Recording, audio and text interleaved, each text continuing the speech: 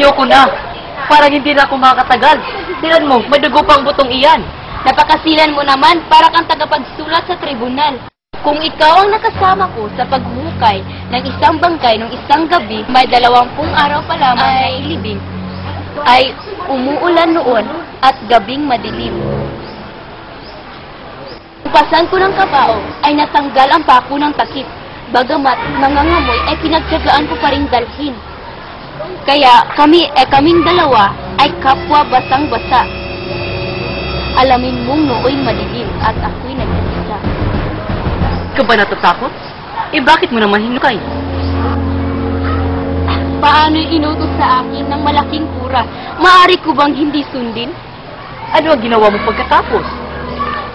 Inutos sa akin ng malaking kura na ilibing raw sa libingan ng incheck, kaya yun ang sinunod ko. Talagang hindi na talaga ako makakahukay. Tingnan mo't nakabasa na ako na isang buto. Malamang hindi na ako makakatulog mamayang gabi. Nahanap ko yung maputing bungo na may buong ngipin na nilagay ko kanina sa pala ng cross. Nakita niyo ba? Iwan ko. Kaya Kristo sa inyo at dadagdagan ko pa pag sinabi niyo sa akin kapag saan nakakaroon. Alam niyo ba'y asawa ko iyon? Wala po ba roon? Kung wala talaga roon, di wala. Baka gusto niyo namang bigyan namin kayo ng iba. Yan! Kanino ho kayan? Ito po ba? Di sa patay. Siya! Bilis! Maghukay kayo! Bilis!